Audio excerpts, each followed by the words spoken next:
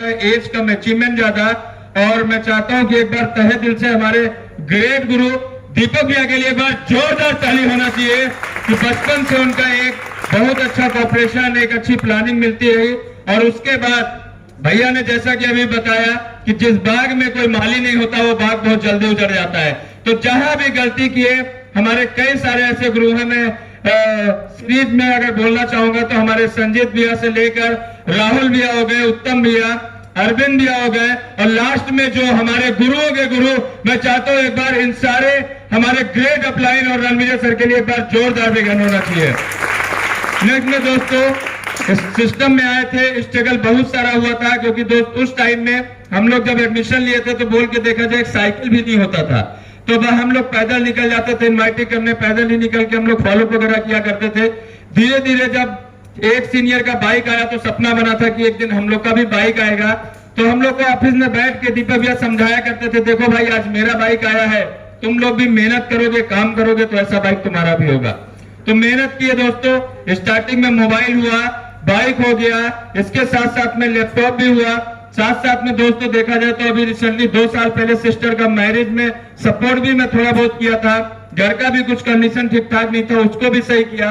और अभी इसी साल में 2020-21 किसके लिए अच्छा रहा नहीं रहा डजंट मैटर, लेकिन दोस्तों मैं बोलता हूं कि शायद अगर ये 2020-21 में कोरोना नहीं आया होता तो शायद ये कार भी मेरे पास नहीं होती है। उसी का रिजल्ट है कि इसी साल 10 फरवरी 2021 को दोस्तों अपना खुद का इनकम से, जिसका पिताजी 30 साल से ट्रक ड्राइवर की नौकरी करके कभी लाइफ में एक नया साइकिल खरीद के अपने बेटे को नहीं दे पाया, उसी के बेटे ने दोस्त स्मार्ट वैल्यू में दिल से मेहनत किया, काम किया, अपलाइन का लास्ट रोल मान के, और इसी साल में दोस्तों 10 फरवरी को अपनी खुद की कमाई का लगभग देखा जाए 60 लाख रुपए का हुंडई का सेंट्रो मैग्ना दोस्तों इस धरती पे उतार दिया।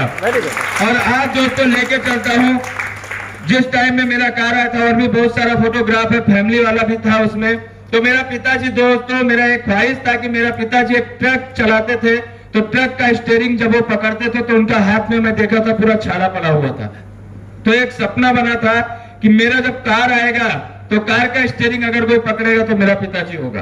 तो ये सपना भी भैया सच किए थे कि जब मेरा कार शोरूम से निकल रहा था तो मेरा पिताजी वहां पे थे, और मैं पापा से अपने बोला कि पापा इसको बाहर आपको ही निकालना है। तो मेरे पिताजी नहीं बैठ रहे थे, तो वहां पे शोरूम में जो फाइनेंसर वगैरह था वो लोग बोला नहीं निकालिए, कोई दिक्कत नहीं है। तो जब स्टीयरिंग पकड़े थे तो मेरा पिताजी के आंख में आंसू था पूरी तरीके से। ये चीज मैं देख रहा था दोस्तों। बाहर में निकले, मेरी माँ बैठी थी, बहुत अच्छा लगा था। रात के 10:30 बजे मेरी माँ इतनी खुश थी कि 10:30 बजे वो पूजा करने लगी थी घर पे। फिर सेकंड डे हमारे यहाँ से मंदिर पड़ता भी है, वहीं का फोटो, वहां पूजा कराए थे अच्छे से, तो बहुत अच्छा लगा आज। लेकिन उसी दिन शाम टाइम में जिस दिन मेरा कार निकला था तो संजीत भैया साथ में थे, तो बात कराए थे, बोले तुम आज कौन से अपलाइन से बात करोगे। तो मैं बोला भैया बात कराना है तो एक ऐसे अपलाइन से करें जिनके बात करने के बाद एक जुनून आता है। तो तुरंत भैया ने शिव भैया को कॉल लगाया था, और शिवानंद भैया से भैया रात के 11:30 बजे मेरा बात हुआ था। तो उस टाइम एक पॉइंट भैया ने मुझे बताया कि आशीष से कार लिया है तो तुम्हारा शुरुआत है, खुश नहीं होना है, क्योंकि अगला टारगेट तेरा फ्लैट का होना चाहिए।